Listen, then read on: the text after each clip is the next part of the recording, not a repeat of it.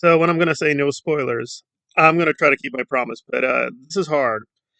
But let's get right to it because I think my tone overall will be negative. So let me be, or try to be positive at the beginning.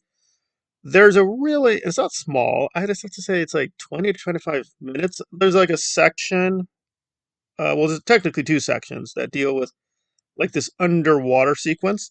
That was really good with Tom Cruise.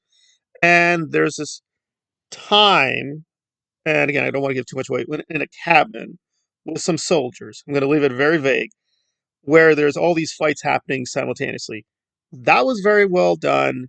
That part of the plot actually made a lot of sense, and the characters and actors were very believable. Is it a little dicey? Yeah, a little bit, but I think that sequence was very strong. Very strong. And the music, the very, very end, is also very well done. And again, this is normal for this franchise. Like, there's a build up to get, let's get to the title, right? There's a weird thing, which is not true at the beginning, but anyway, they made this thing in the later films where it takes a while to get to the title.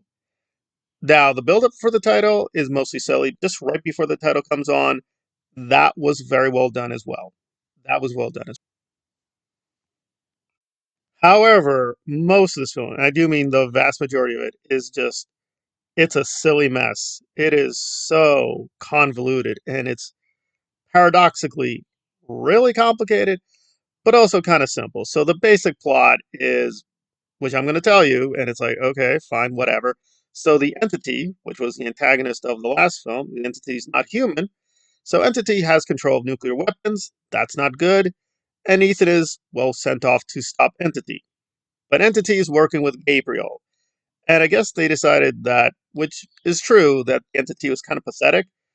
So Gabriel is more prominent in this one. And well, it's very disappointing. And I look at the actor. I usually don't ever do this, but I want to be fair to the actor because, yeah, they're going to be mocking his scenes for a long time.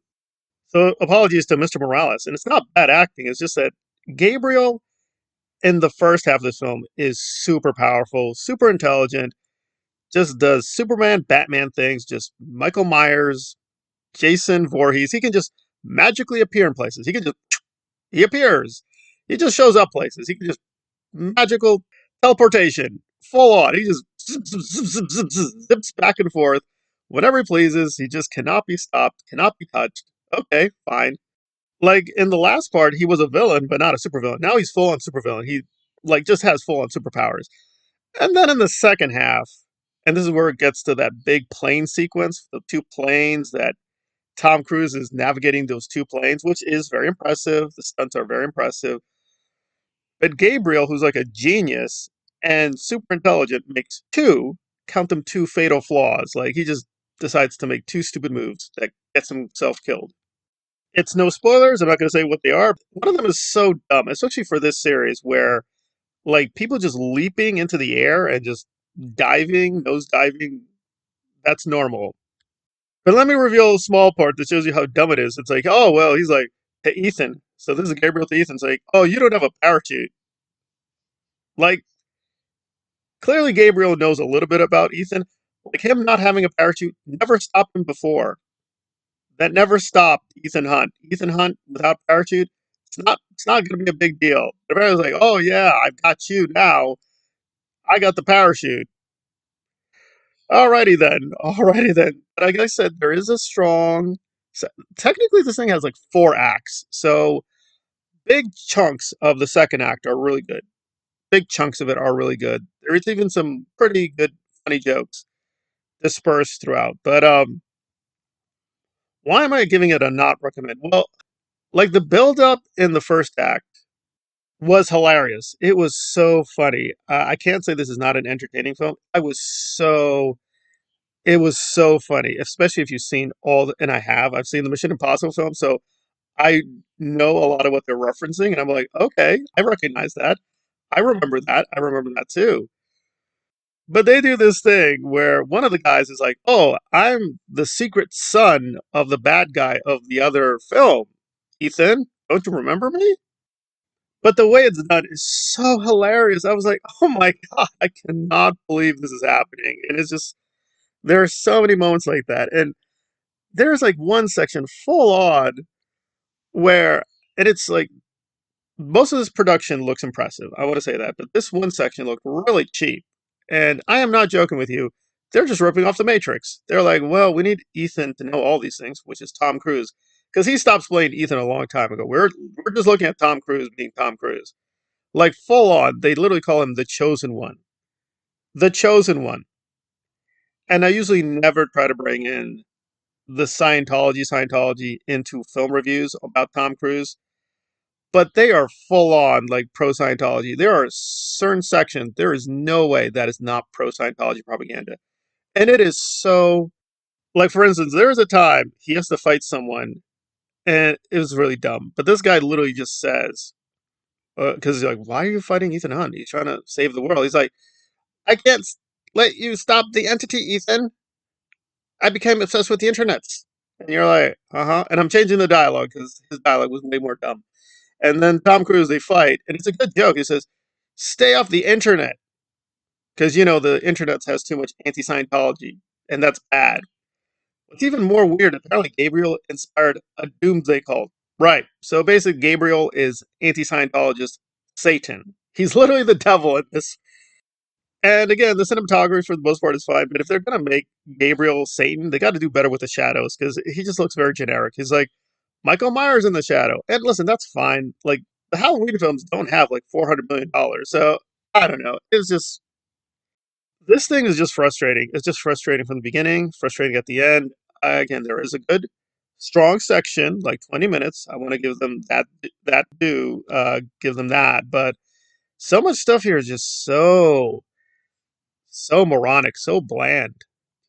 And Mission Impossible fans do debate this, like what's the best chapter, what's the worst. A lot of people still hate the first one for being too intellectual or whatever. But I figured that one out. And that one has a complex plot. But I was not that stumped. Granted, when you see it the first time, it is confusing. I am not going to lie to you guys. I had to go with Edie on this one because I was so confused. I was so confused. And I can't compare this to Infinity War Endgame. Those were legit, really terrible films. Like, that was just corporate slop. I don't think this is. I think they genuinely tried. Like, everyone is trying. All the actors, the composers, the director, but this is just not a good script. And there are a lot of tricks. They're really well done. It's very flashy, but really at the end of the day, this is like, huh? Huh?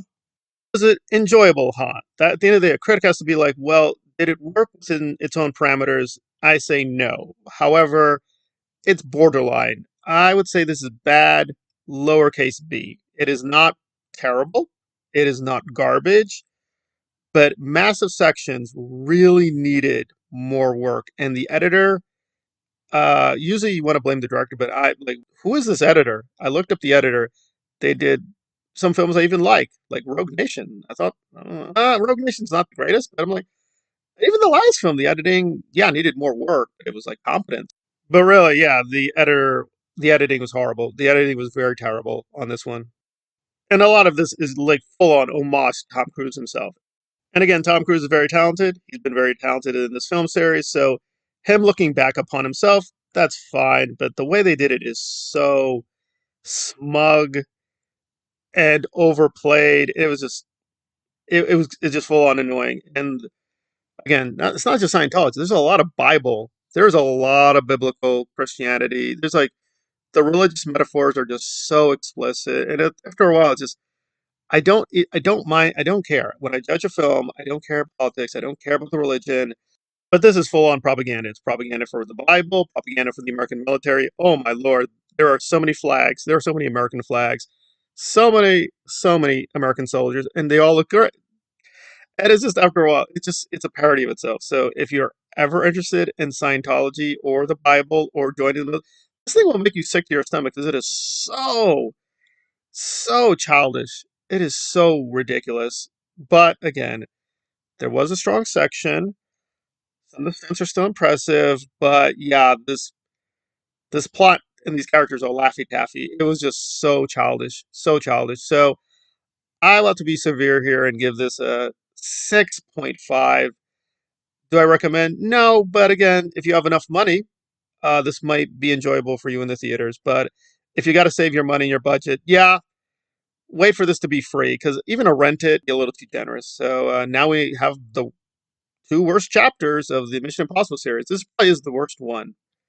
It is still above average, which is good. This film series does have high quality, but this is the worst one, and it is above average, but very disappointing. Very disappointing.